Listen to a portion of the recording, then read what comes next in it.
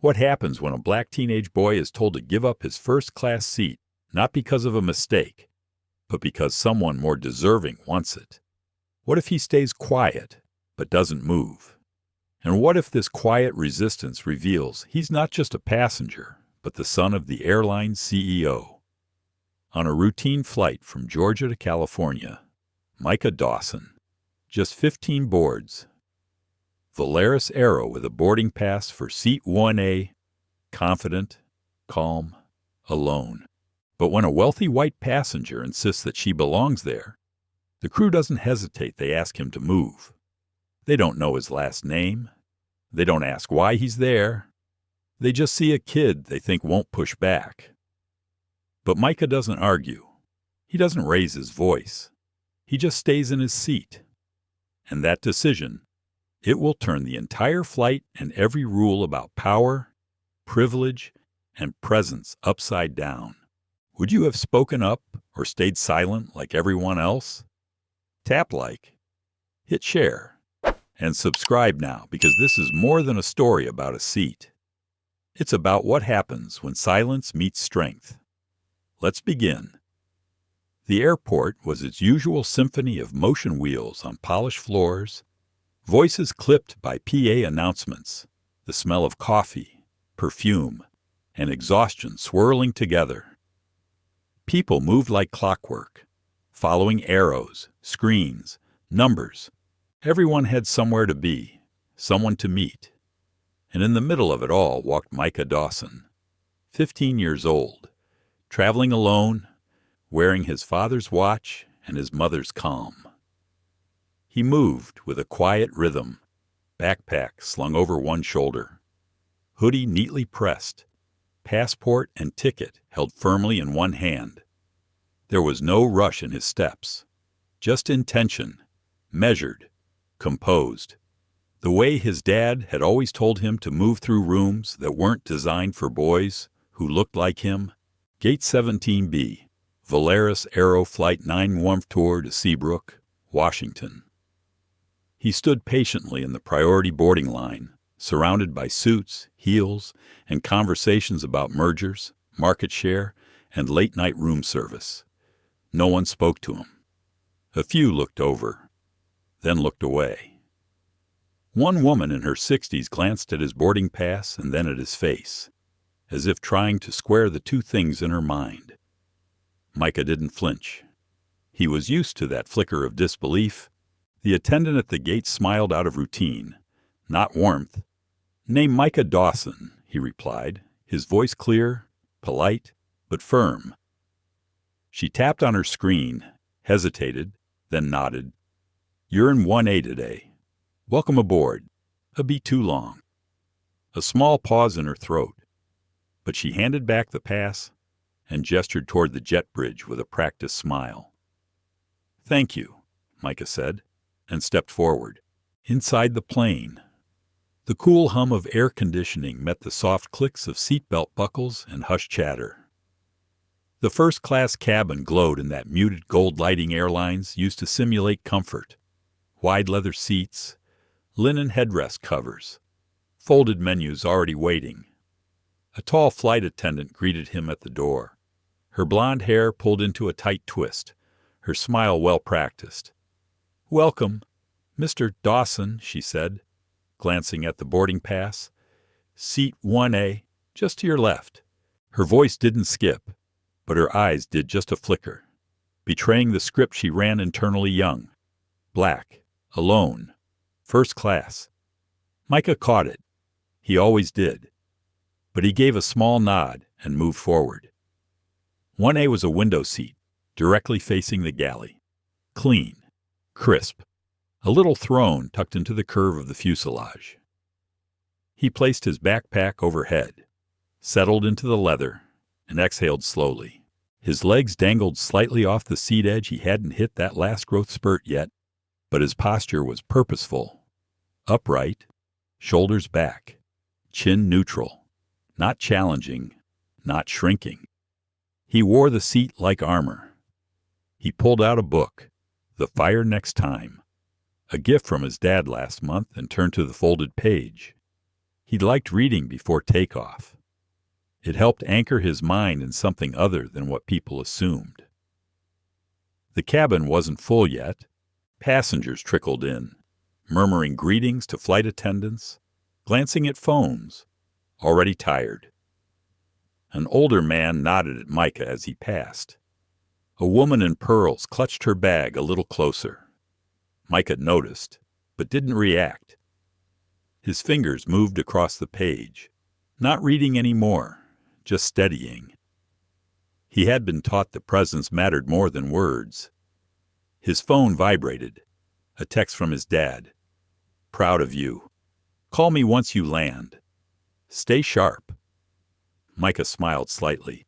He typed back a thumbs up and tucked the phone into the inside pocket of his jacket. He looked out the window. The tarmac stretched into light. Beyond it, clouds loomed low like waiting. A voice interrupted his calm. "Excuse me."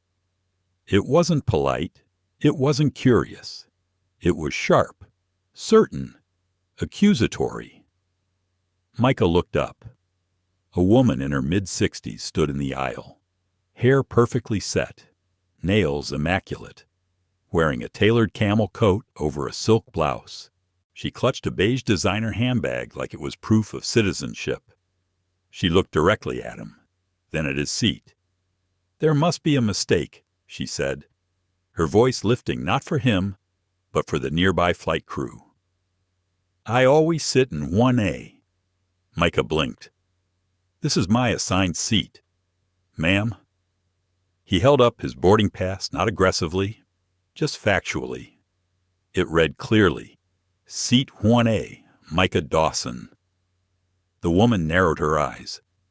"That can't be right. Maybe you're supposed to be further back." He felt the gaze of others nearby. The air shifted slightly.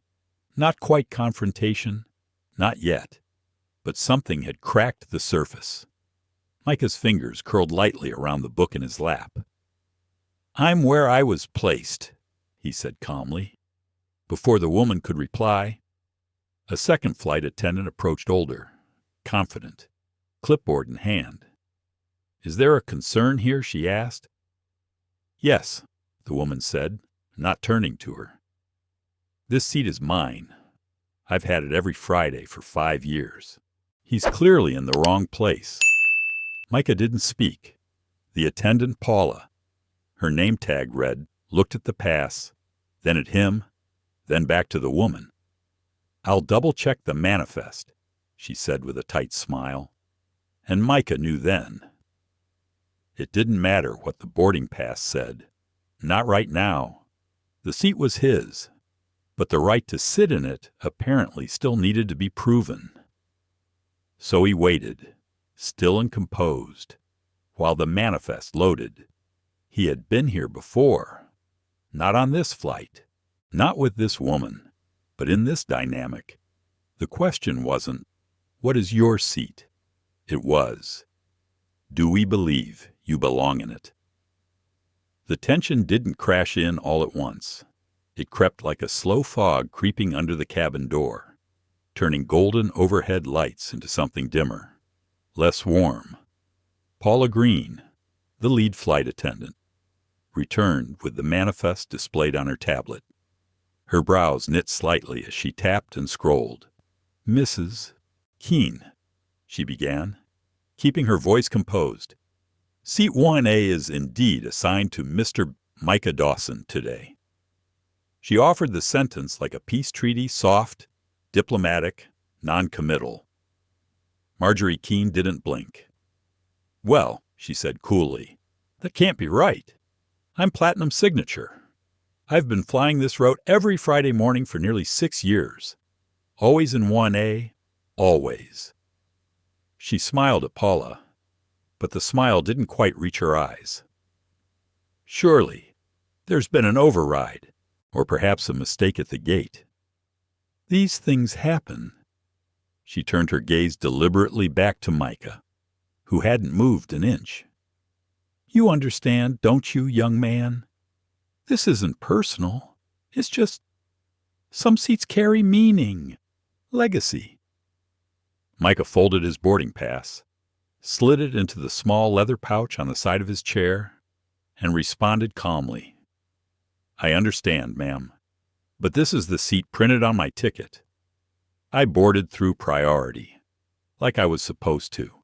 His tone was even, but there was a slight edge underneath, like a violin string tuned just a bit too tight. From somewhere down the aisle, a passenger cleared their throat. The older man from earlier leaned slightly to peer past the seats, lips pressed into a thin line. Another woman blinked rapidly at her in-flight magazine, but didn't turn the page. Paula shifted her stance. "Well," she offered, "Mrs.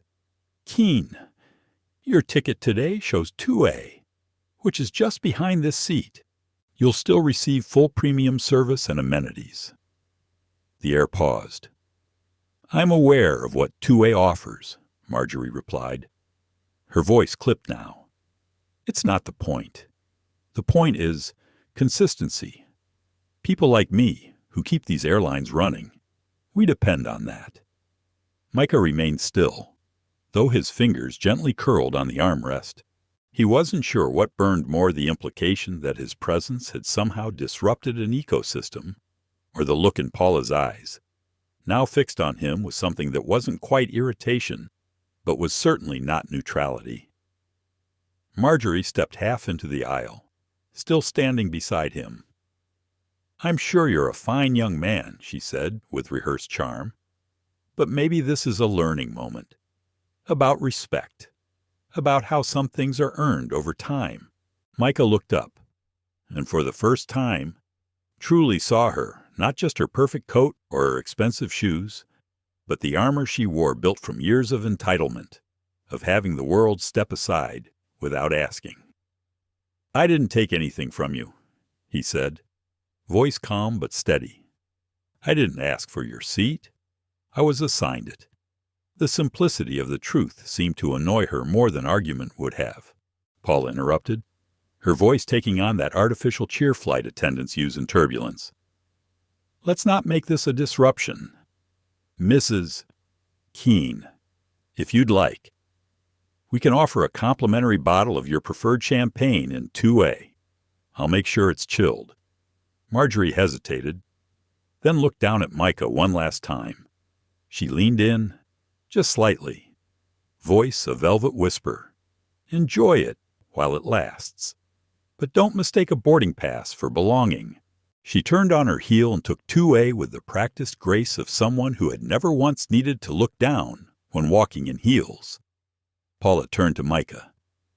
"She's a loyal passenger," she said, as if that excused everything. "Let's try to avoid further discomfort."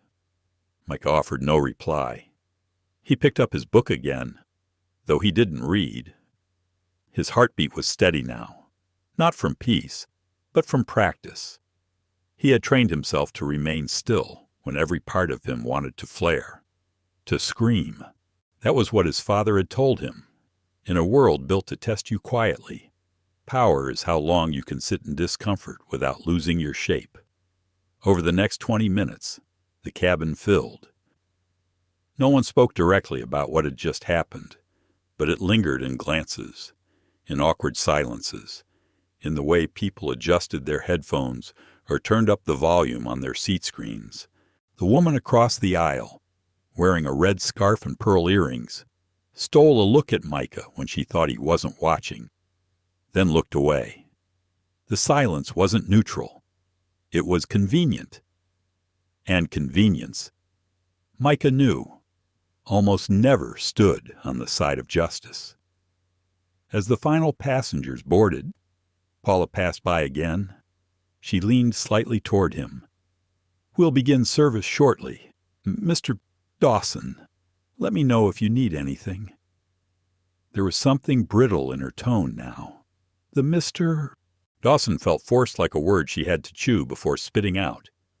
Micah nodded politely. "Thank you." But as she walked away, he noticed the champagne bottle already in her hand, headed straight for 2A. He glanced again at the woman across the aisle. She gave him a tight smile this time, but didn't say a word. Not yet. The plane taxied slowly along the tarmac, its movement gentle, but inside the first-class cabin, something far less subtle stirred beneath the surface. A stillness had settled in a silence that wasn't peace, but paralysis. The type of quiet that grows between people when they've all decided not to see the same thing at once. Micah sat still in 1A, spine straight, hands folded in his lap, outwardly composed, inwardly burning. Across the aisle, Marjorie Keene sipped her complimentary champagne. The chilled flute pressed delicately between her fingers, like a weapon disguised as glass. Her eyes no longer met his. They didn't have to. Her performance had already been staged and received. The audience, the rest of the cabin, had offered its verdict silence. A few glanced over. No one spoke. Micah could feel it. The invisible barrier now wrapped around his seat like shrink wrap. His presence had been tolerated, not welcomed, verified, but not validated. And yet, here he sat. Still. The seatbelt sign chimed. Overhead, the captain's voice came on. Ladies and gentlemen, welcome aboard Volaris Aeroflight 914 with service to Seabrook. Please ensure your seatbacks and tray tables are in their full upright position. Captain Jonas Keller sounded calm, professional, an old voice worn smooth by decades of protocol. Somewhere behind that voice was a man making decisions Micah would likely never see. He wondered, vaguely, if the captain knew what was unfolding in his cabin, or if, like most people with power, he only got involved when it couldn't be ignored. The plane began to ascend. Micah leaned his head slightly toward the window, watching clouds build and shrink like soft barricades. He tried to return to his book, but the words were foggy now. The tension in his chest had reshaped his breath, made it shallow. A kind of practiced alertness had taken over. Not fear, just readiness. The kind of readiness black boys are taught early, the kind that doesn't require loud voices, just sharp eyes. The flight attendant returned Paula, this time with a tray. She moved down the aisle, offering drinks, sparkling water, soda, fresh juice in tall crystal tumblers. She moved with grace, with rhythm, with routine, until she reached 2A. More champagne, Mrs. Keene, she asked, her voice now warm, buttery, tinged with admiration. Just a splash, Marjorie replied, smiling like a patron receiving proper tribute. Paula refilled the flute carefully, then turned. Her expression shifted as she reached Micah. She hesitated. No tray, no glass, just a pause. Would you like something to drink? Mr. Dawson, she asked flatly. Micah glanced at the tray, almost empty now. No offerings left. I'll have a sparkling water, please. She nodded without smiling and walked back toward the galley. He watched her go, unsure if the forgetfulness had been intentional or incidental. But he knew better. A few minutes passed. No water came. He pressed the service button above his seat. A soft ding echoed. Nothing. No response. 5 minutes. 10. Across the aisle. Marjorie shifted slightly and smiled to herself. The woman in the red scarf looked up, her eyes flickering between Micah and the call button still faintly glowing above him. She didn't say anything. But Micah caught the hesitation in her glance. He pressed the button again. Still. Nothing. His internal voice, sharp, ancestral, and practiced, whispered, "They're not ignoring the button. They're ignoring you."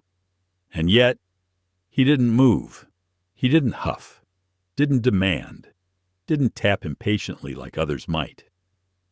He adjusted his posture, slid the book back into his backpack, and breathed. 10 rows back. Derek, a young flight attendant in his late 20s with a soft jawline and tired eyes, pushed a service cart back toward the galley as he passed Micah's seat. His eyes locked straight ahead, never even scanning the row. Micah watched the cart roll away. No water, no tray, no acknowledgement. He thought of what his father used to say during those difficult conversations late at night. Sometimes they won't push you out. They'll just starve you of basic things: service, eye contact, humanity. And when you react, they'll say you were the problem. That was what was happening now. The crew had chosen their side, and it wasn't his. Micah closed his eyes for a second, not to rest, but to focus. He felt the stillness settle into his bones again. A question rose quietly inside him. Is it worth fighting? The part of him that wanted peace said no, but the part of him that remembered what it meant to be visible, to be seen, not just watched, said yes. He pressed the button again, just once, then folded his hands and waited. 5 more minutes. Still, no one came. Finally, the red-scarfed woman across the aisle shifted forward in her seat. Her voice was soft but audible. "Excuse me," she said toward the galley, not quite loud enough to carry, but enough to mark the moment. Still, no reply. She looked at Micah and gave a small, almost imperceptible nod, an apology, perhaps, or a signal that she had seen it too, and chosen, for now, not to speak further. Micah didn't nod back. He didn't need pity. He needed a drink of water, and more than that, he needed someone, anyone, to acknowledge that what was happening was real. It was Derek Monroe who finally returned. No tray, no glass, just a bottle of room-temperature water in one hand and a practiced smile on his face.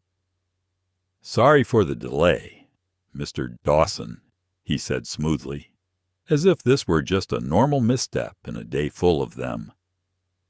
Micah accepted the bottle with a quiet thank you, unscrewed the cap, and took a slow sip. The water tasted stale, like something pulled from the bottom of the service cart and forgotten too long. But it wasn't about the drink. It was about the gap between the first press of the call button and now, and everything that had passed in silence between. The flight had been in the air for nearly an hour when Paula Green reappeared beside seat 1A. She crouched slightly, her posture polished, smile fixed. "Micah," she said, using his first name now, softening her tone. "Would you mind stepping into the galley with me for a moment? There's a small issue with the seating assignment. We'd like to clarify." Micah looked up from the page he hadn't turned in 15 minutes. "Is there a problem?" "No. No, not exactly," she said quickly, flashing reassurance that felt too rehearsed. "Just some internal miscommunication. Happens all the time. I promise it won't take long." He hesitated. Something in the way she said internal sounded less like logistics and more like containment. But he unbuckled his belt and rose, adjusting his collar as he followed her past Marjorie Keene, who didn't even try to hide her smirk. She reached for her champagne glass like a spectator about to enjoy the next act of a predictable play. Inside the galley, Paula straightened. Behind her, Derek leaned against a cabinet, arms crossed. "We've reviewed your ticket," she began, "and while it does say 1A, there's a record in the system suggesting a possible override." Micah frowned slightly, but it was scanned at the gate. There was no issue. The boarding agent confirmed it. She nodded quickly, hands fluttering like birds. "Yes, that's exactly the thing. See, sometimes upgrades happen automatically, but occasionally they're well meant for internal transfers." He tilted his head. Are you saying this seat wasn't supposed to be assigned to me? Not officially, Derek interjected, his voice lower. We're still confirming with the manifest control, but the seat may have been held back for a legacy passenger. Legacy. There it was again. The word they used when they meant loyalty mixed with influence, status mixed with history, power just dressed in beige. We'd like to offer you another seat, Paula said brightly.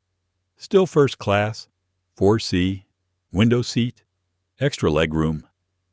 Micah stared at them both. His voice, when it came, was quiet but firm. I'd prefer to stay in the seat that was assigned to me. The one that was scanned. The one printed on my ticket. Derek shifted, clearly annoyed by the lack of compliance. There's no rule being broken here, Micah added, turning to Paula now. Unless there is, and if there is, I'd like to see it. The smile on Paula's face cracked, just slightly. He could see it now. This wasn't a request. It was pressure. Pressure wrapped in politeness. A quiet nudge toward the back. Paula leaned in just a little, her voice barely a whisper. Look, she said. Some passengers. They fly with us more than our pilots. They have expectations. And if they don't feel seen, it reflects badly on everyone. Micah didn't flinch. So, the solution is to make me disappear. She blinked, stunned for just a beat. No one's saying that. She said, too quickly. You're implying it.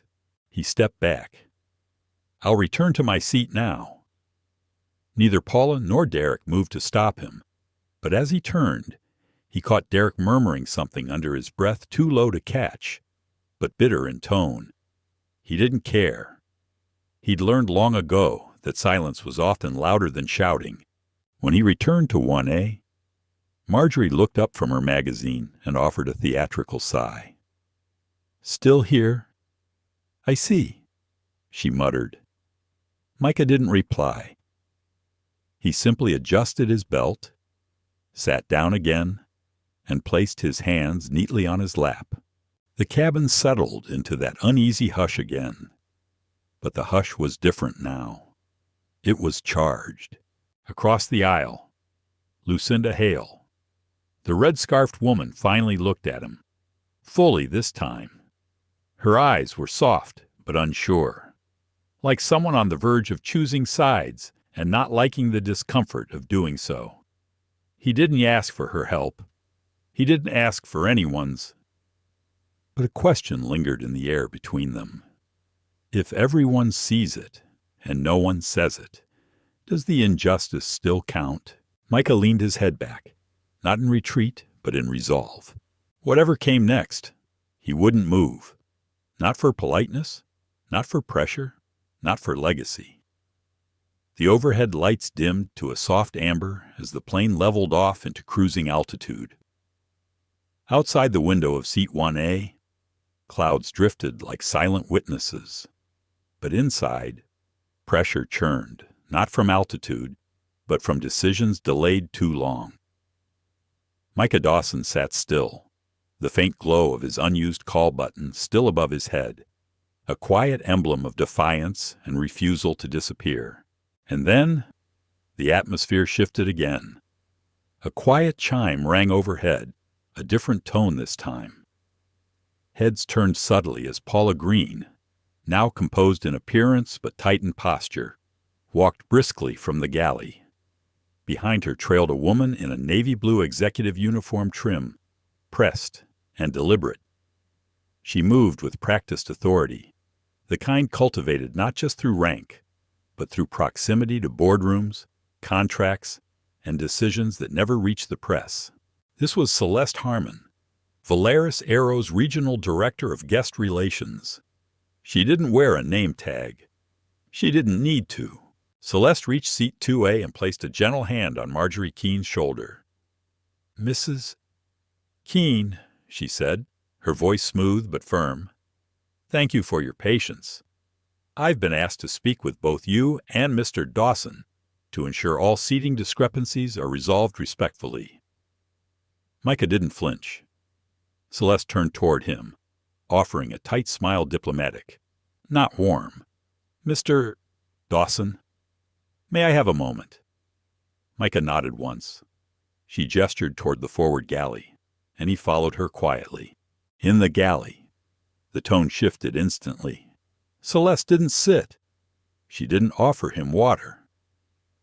Her hands folded in front of her, posture still, like someone trained in de-escalation. "We've received a report that there may have been a misallocation of premium seating," she began, watching his face. "No misallocation," Micah replied softly. "My ticket says 1A. "Yes," she said quickly. "We're aware. And it was scanned appropriately at the gate. But Mrs. Keene is a long-standing Platinum Legacy member, I know," Micah interrupted, without raising his voice. "They keep mentioning that." Celeste paused. A beat. Then a tone shift. "We're not trying to create discomfort," she said. "We just want the experience to be seamless for everyone." He met her gaze directly. "And seamless means I should give up my seat." She didn't answer right away. Instead, she reached into her pocket and retrieved a slim silver envelope. "Here's a voucher," she said, placing it on the galley shelf between them. "Complimentary upgrade on your next 3 flights. No expiration. And if you'd agree to move to 4C for this flight, we'll make a formal note of this error internally." Micah glanced at the envelope. "Didn't touch it. I was taught," he said slowly, "that if someone makes a mistake, you correct that, not the person it inconveniences." Celeste blinked. "We're asking for cooperation," she replied, voice lower now. "A gesture of goodwill." "And what about dignity?" he asked quietly. "Is that negotiable too?" She didn't expect the question. Not phrased like that. Behind them, Derek lingered near the curtain, pretending not to listen, but clearly alert. Celeste exhaled. "There are unwritten rules, Mr. Dawson, about status, about experience, about what passengers have come to expect in premium cabins. These aren't personal. They're operational, but they're applied personally," he said. That landed. Her face changed, if only slightly. Micah leaned forward. "I'm not moving.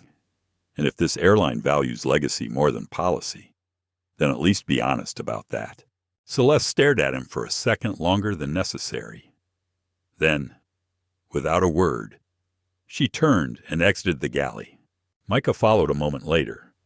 When he reached 1A, something subtle had changed in the air.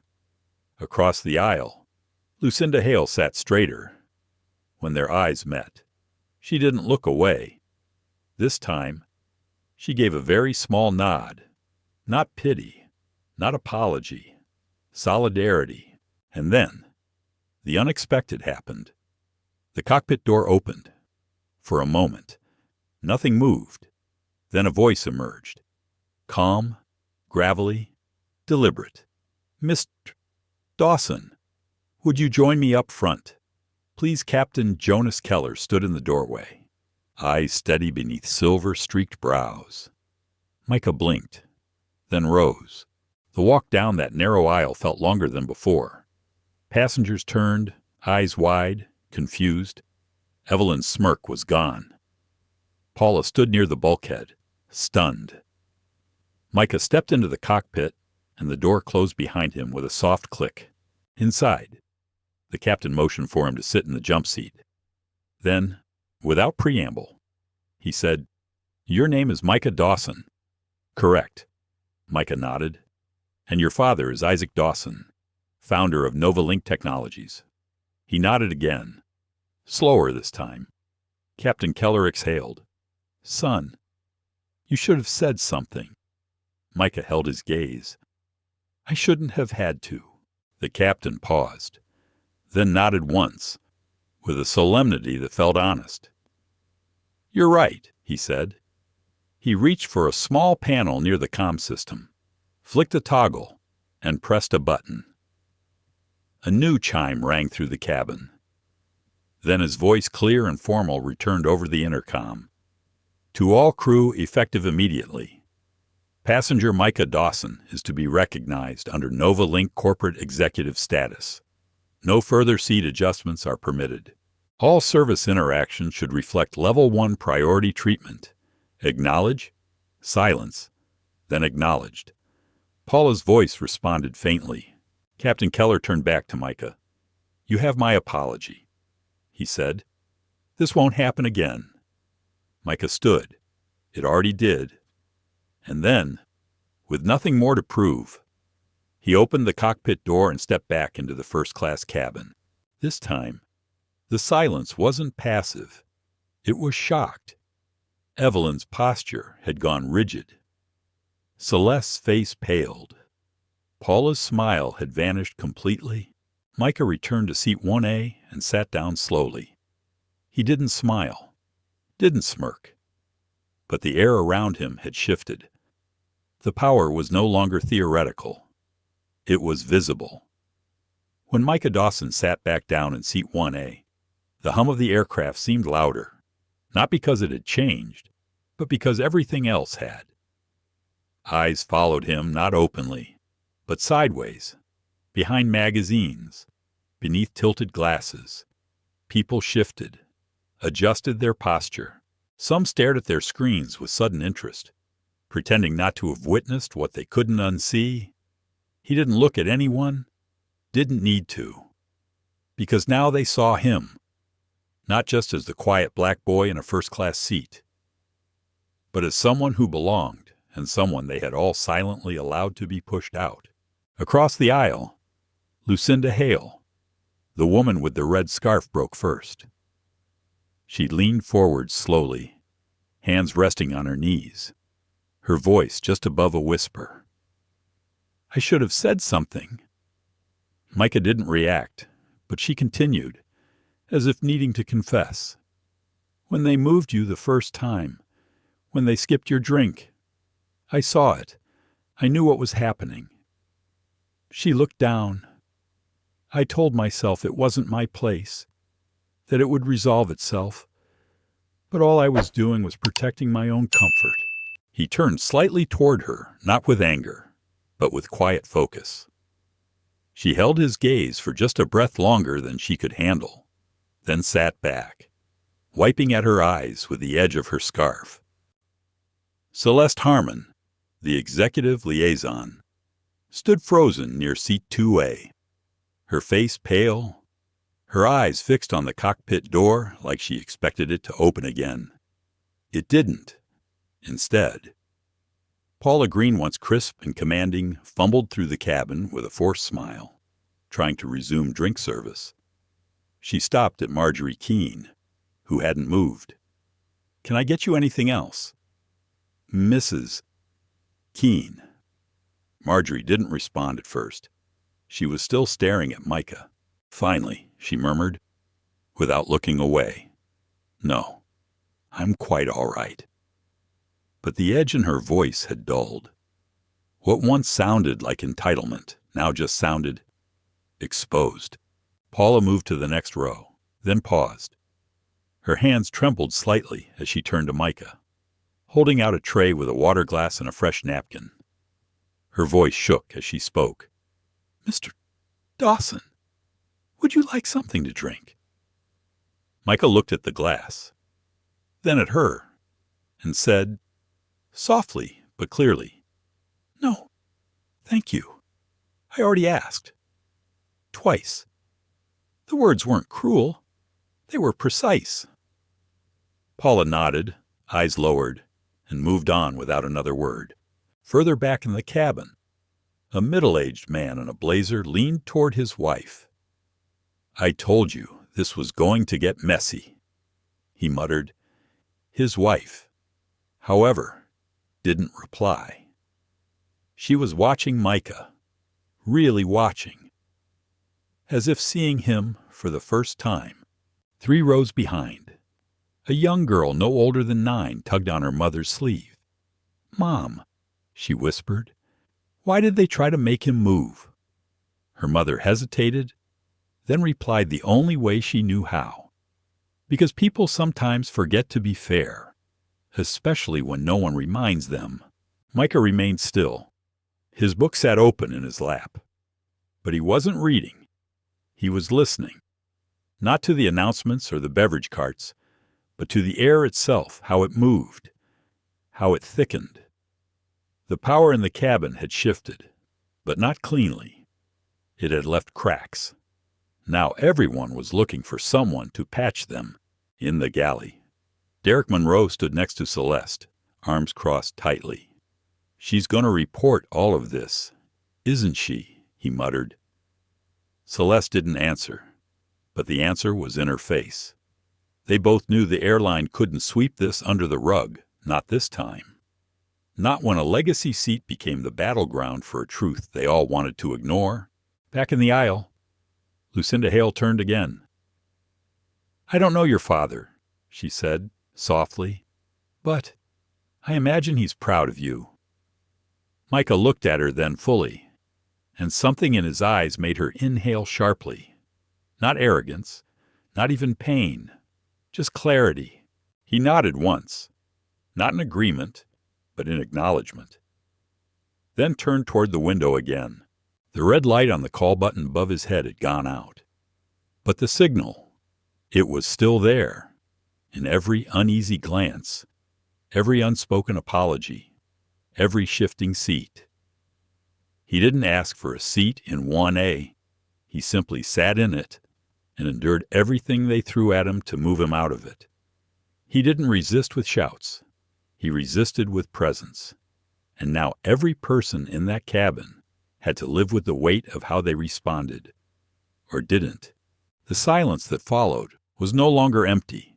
It was accountable. And for the first time since takeoff, Micah Dawson wasn't just seated in first class. He was seen there. The cabin wasn't loud. It was too quiet. A stillness that didn't come from comfort, but from consequence.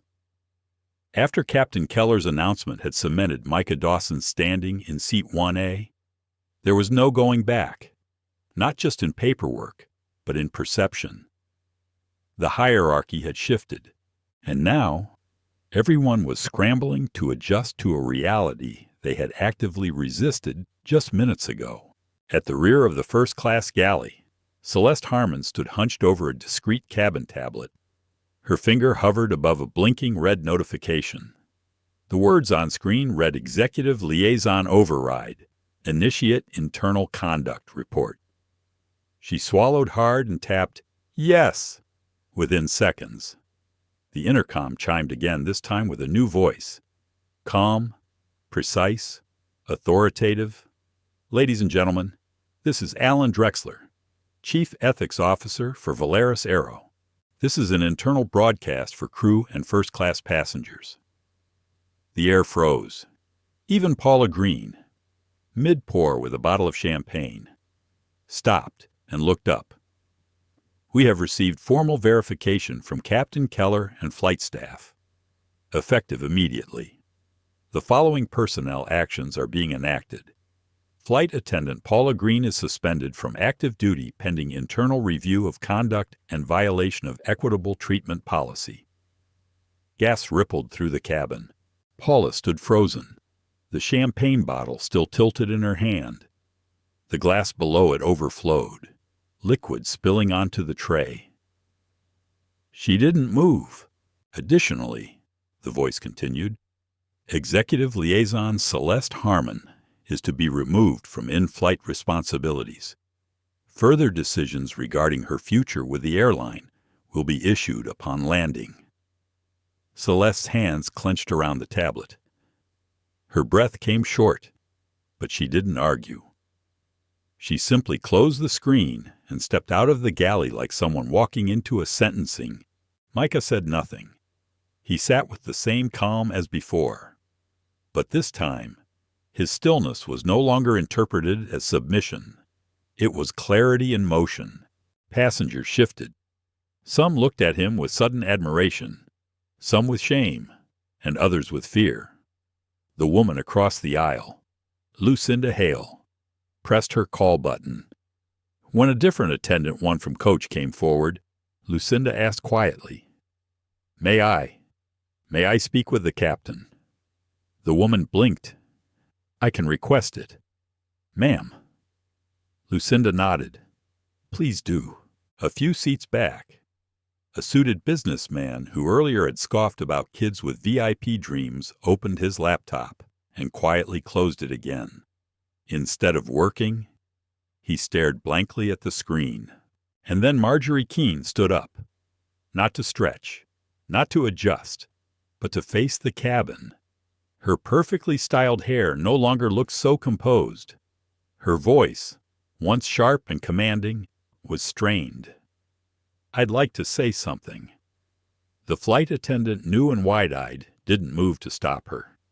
She turned slightly, not just to Micah, but to the surrounding passengers. "I've been flying with this airline for 15 years.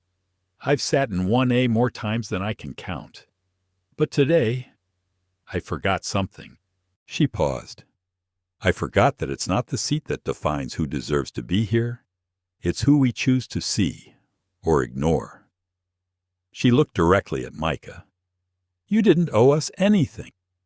Not your grace, not your silence, not even your presence. And yet, you gave us all of that." Micah said nothing. But the man behind her, who had earlier shrugged at the issue, whispered, "She's right." Then someone else spoke. A woman in 3D, hesitant but clear. "I should have pressed my call button when they skipped you." Then the older man in 4C added, "I looked away when I should have spoken." Bit by bit, the silence cracked, not just from overhead announcements or company policy, but from people, ordinary passengers, owning what they'd tried to pretend wasn't their responsibility. And then came the final shift. Captain Keller emerged once more, this time without an announcement, just presence. He stepped to the center of the aisle and addressed the cabin plainly. Today was not a failure of procedure. It was a failure of perception. He nodded at Micah. "And it's on all of us to do better, starting now." He returned to the cockpit. The door shut softly. The hush that followed wasn't heavy this time. It was humble, a reverent stillness, as if the cabin itself was finally listening. Micah opened his book again, flipping to the page he'd never gotten to read. But the words blurred, because inside, something stirred, not pride, not vindication, but resolve. He hadn't come here to teach a lesson, but the lesson had unfolded anyway. And the people around him, they were no longer pretending they hadn't learned it. The wheels touched down on the runway with a jolt that felt louder than it was. As the Volaris Aero 709 taxied toward the gate, no one clapped, no one cheered.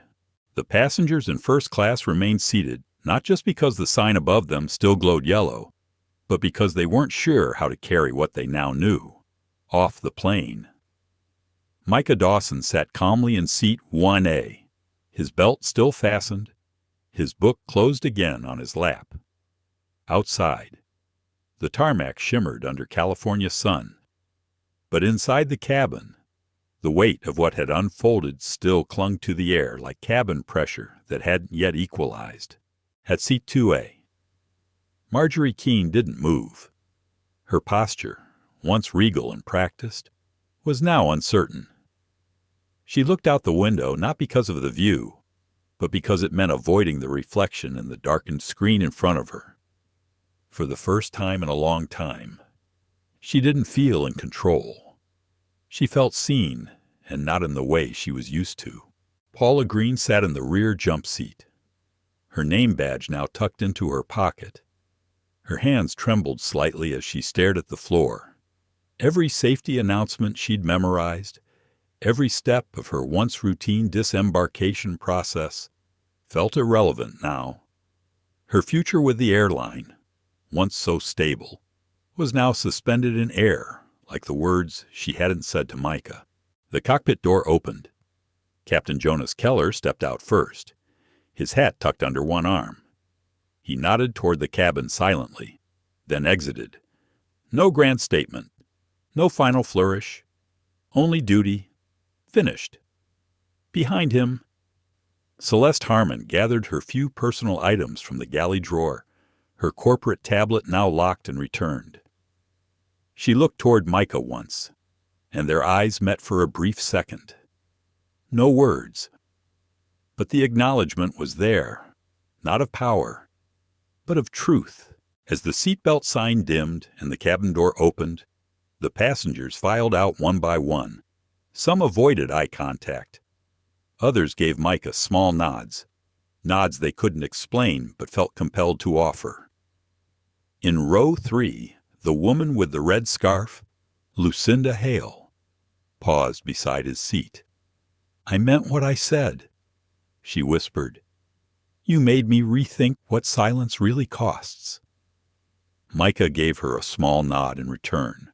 A boy, no older than 10, lingered behind his mother at the door. His eyes stayed locked on Micah as he passed. His mother, flustered, reached for his arm. But the boy turned and said softly, "You're brave," then disappeared down the jet bridge. Outside, the gate buzzed with the familiar chaos of an airport intercom announcements, wheels rolling, boarding groups being called for another flight. But to those who had just deplaned, especially those from first class, something had changed. At the Volaris Executive Terminal, a digital memo hit every supervisor's inbox. Flight 709 internal review, immediate ethical review underway. Diversity and equity training protocol revision ordered. Passenger incident classified as priority case. The name Micah Dawson wasn't mentioned, but everyone knew. Across the city, in a quiet corner of the Volaris Aero headquarters, Isaac Dawson, founder and board-level executive, received a single-line message from Captain Keller. "Your son handled himself with more grace than most of us deserved." Isaac sat back in his chair, closed his eyes, and breathed deep. He hadn't intervened. He hadn't needed to, because Micah had carried not just a name, but a standard. And now, the airline would have to rise to meet it. Meanwhile, across the arrivals terminal, Marjorie Keene stood at the rideshare curb with her suitcase and phone. But she wasn't texting. She was just staring. At nothing in particular, just thinking. Behind her, a driver approached, holding up a sign with her name. She didn't move to greet him. Instead, she turned back toward the terminal and whispered something to herself. It was never just a seat. Inside the airport café, Lucinda Hale ordered a coffee and sat by the window. She pulled out her laptop and opened a document titled How We See Power, A Personal Reflection. She had always considered herself an observer, but today, she realized watching and doing nothing was its own kind of choice. She began to type. Back in the crew lounge, Paula Green stood in front of a mirror. Her uniform hung stiff on her frame. Someone from operations handed her a manila envelope. Inside her preliminary suspension notice, a non-disclosure agreement, and a brochure titled Restorative Practice Volaris Ethics Coaching. She didn't cry. She didn't argue. But her reflection in the mirror didn't smile back. At the volunteer desk near baggage claim, Celeste Harmon turned in her badge. She didn't ask when or if she'd be reinstated. Instead, she simply said to the HR liaison, "I should have done more," and left it at that. Meanwhile, as Micah walked down the terminal hallway toward his father waiting near baggage claim, people parted naturally, not out of fear, but out of respect. He didn't ask for attention. He didn't wear power on his sleeve. But he carried something more permanent integrity remembered. When he reached Isaac Dawson, His father didn't speak. He simply opened his arms. Micah stepped into the embrace, and for the first time that day, allowed himself to exhale. A week after Flight 709 landed in Elkbridge, the echoes had only grown louder. Inside the glass towers of Volaris Aero headquarters in Sable Heights, the story no one wanted public had already become a legend. It wasn't on the news. There were no hashtags, no viral videos. And yet, everyone knew. They didn't need proof. They had witnessed it. The Internal Ethics Committee, typically a bureaucratic footnote in most airlines, had been summoned for back-to-back emergency sessions. Legal, HR, and PR teams huddled in hush-hush clusters across multiple floors. The new memo wasn't subtle. Review of Flight 709 is now classified as Tier 1 cultural risk. All future upgrades involving minor passengers, VIP disputes, and seat reassignment protocol are under mandatory review. The directive was clear, but it wasn't enough, because one name unspoken, yet omnipresent, haunted every hallway. Micah Dawson. At a senior staff roundtable, CEO Isaac Dawson listened as a vice president nervously fumbled through a slideshow about brand optics and public trust. We were fortunate the incident didn't go public. That kind of PR crisis, especially with DEI sensitivities. Isaac raised a hand, calmly. "I'm not worried about public fallout," he said. "I'm worried about why this happened." Silence. Someone shifted uncomfortably in their chair. Another cleared their throat but said nothing. Isaac continued. A child, with a valid seat, was treated like an intruder. And it wasn't policy that failed. It was culture. That's the real threat to this airline. The projector hummed softly in the quiet room. No one interrupted again. Elsewhere, in training room 14B, a new cohort of flight attendants sat in silence as a trainer played back a dramatic reenactment of the Flight 709 incident. The slide read, "The invisible threshold, recognizing quiet bias in first-class service." In the video, a young actor playing Micah quietly handed over his boarding pass, only to be ignored. A few recruits teared up.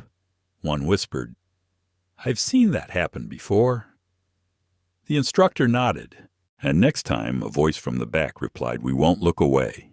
Meanwhile, in a quiet break room on the 5th floor, Paula Green sat across from an HR facilitator. She'd been offered 2 paths. 1, voluntary resignation with severance. 2, a restorative ethics retraining program followed by probation. She stared at the paper for a long time. Her pride itched beneath her skin. She had worked for this airline for 11 years. She knew her job. But in her silence, she had betrayed it. Finally, she picked up the pen. "I want to learn. I don't want this to be how I'm remembered." A few buildings away, Celeste Harmon stood in front of a small auditorium of mid-level managers. Her once polished tone had softened, but her presence remained magnetic. "The worst mistake I made on that flight wasn't professional. It was personal. I let bias sit beside me and said nothing. And silence, in a position of influence, isn't neutrality. It's compliance." She took a breath. This company cannot afford any more quiet compliance. Applause was hesitant at first, then steady.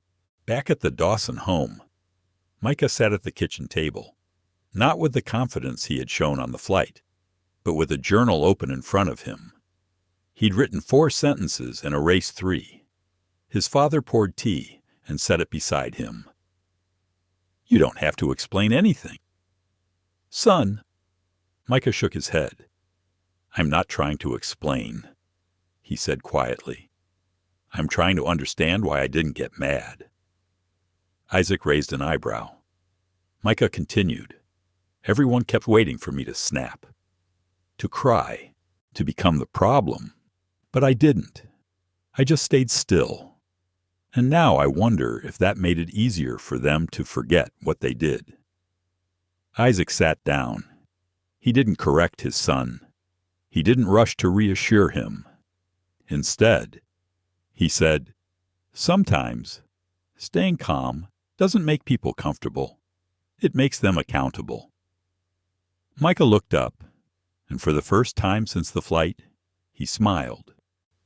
That same afternoon, Marjorie Keene stepped into a high school auditorium in her neighborhood. She had signed up quietly to speak at a local diversity panel. She hadn't told anyone why. But when it was her turn to speak, she walked up to the podium and looked out at the young faces before her. "I have flown more miles than most of you will in your lifetime," she began.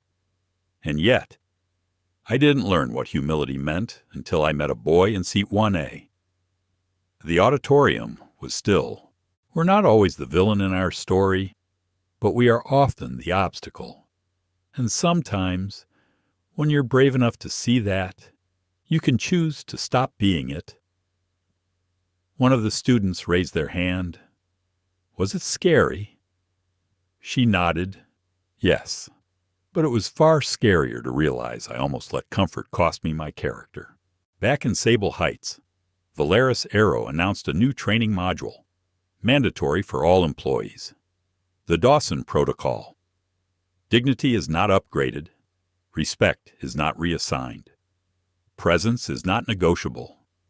The slides included no photo, just a seat 1A rendered in grayscale, and a small, understated caption: "It's never just a seat." 3 months after Flight 709, the sun rose quietly over Sable Heights. At Valeris Aero's corporate headquarters, the newly renamed Dawson Institute for Aviation Ethics was unveiled. No press conference, no ribbon cutting, just an internal circular, an updated plaque, and a quiet shift in curriculum. Inside a freshly painted training room, a new group of recruits was handed a case study titled Passenger M.D. Seat 1A, Cultural Impact and the Invisible Cost of Assumptions. The name Micah Dawson appeared once in footnotes only. Not for credit, for context. Downstairs, in the crew dispatch center, a small poster hung on a bulletin board. "Empathy is the fuel of flight." Underneath was an illustration, a boy sitting alone at a window seat, with the faint reflection of a crown not on his head, but resting gently on the tray table before him. No name, no slogan, just a feeling. Meanwhile, at Elkbridge High, Micah returned to school quietly. His friends had questions. Most didn't know the full story. He told a few of them. Not in anger, not to prove anything, just to share. And when his teacher asked if he'd consider writing something for the school journal, he agreed, but only under one condition. It wouldn't be about him. It would be about silence. His article, titled "The Weight of Empty Seats," opened like this. Sometimes we think injustice is loud, obvious, but often it whispers, it smiles, it asks nicely. And if we're not paying attention, we might think that kindness means correctness. It doesn't. Some of the most dangerous moments I've ever seen were perfectly polite. Back in the Valeris Aero volunteer office, Marjorie Keene continued her weekly shift. She no longer wore her old platinum badge. She handed out water bottles now, helped push wheelchairs, explained terminal maps. She didn't do it for penance. She did it because something in her had shifted, not in guilt, but in clarity. She was no longer fighting to sit in seat 1A. She was learning how to deserve any seat at all. Paula Green completed her retraining. When she stepped back onto her first flight in uniform, she paused at the boarding door. "Welcome aboard," she said to a teenage girl, young, quiet, maybe 14, who walked confidently into first class. Paula didn't glance twice. She just smiled and added, "Seat 1A, right this way." Elsewhere in the same airport, Lucinda Hale gave a guest lecture at a university ethics seminar. She told the students about the moment she didn't speak, and how that silence became the most defining moment of her adulthood. Courage, she said, is contagious, but so is complicity. So choose carefully what you allow to echo inside you. Celeste Harmon, no longer a uniformed executive, now worked as the director of Valeris's new Ethics and Dignity office. She wore cardigans instead of suits, led listening sessions instead of strategy meetings. One day, a new recruit asked her if the Micah Dawson story was true. She replied softly, "Yes, every word." Was he angry? Celeste thought for a moment. No. And that's what made it unforgettable. Back at home, Micah and his father Isaac walked quietly through a local park. Isaac reached down, handed Micah an envelope. Inside was a formal letter, an invitation from the Valeris Foundation, asking Micah to serve as an honorary advisor on youth inclusion initiatives. He read it silently, then folded it once. "Will they really listen?" he asked. Isaac smiled. "Son, they already are." That night, Micah sat by his window. The soft hum of distant planes rolling overhead like thunder turned gentle. In his lap was the same boarding pass from that flight now laminated, its ink slightly faded. He stared at it, not with bitterness, but with resolve, because he knew the real power of that moment had never been about revenge or removal or respect forced under pressure. It had been about remaining seated when they tried to move you, remaining calm when they pushed you to crack, remaining human when they tried to reduce you to an inconvenience. It was, and had always been, about belonging and refusing to beg for it. As the moonlight spilled onto the windowsill, Micah whispered the words his father once said, "When the world gets quiet around injustice, speak with your presence." And in the stillness of that moment, he did, not by rising, but by remaining. Some stories don't need shouting to be heard. They just need someone brave enough to stay seated. Micah Dawson didn't scream. He didn't fight. He didn't beg for dignity. He embodied it. In a cabin full of silence, he became the loudest voice, not by rising, but by refusing to be moved. And when his truth was finally recognized, the world around him had to shift. Not because he was powerful, but because he reminded everyone watching what power really looks like. This wasn't just about a seat. It was about everything that seat represented: belonging, respect, and the right to exist without explanation. And yet, even now, this story isn't just Micah's. It belongs to every child who's been told to shrink, to every bystander who looked away, to every system that still thinks politeness can cover prejudice. So ask yourself, what would you have done in seat 2A, or row 5, or the cockpit? If this story moved, you don't let it stop here. Like this video. Share it with someone who needs to hear it. Subscribe for more stories that challenge silence, honor dignity, and remind us all the sky has room for everyone. See you in the next one.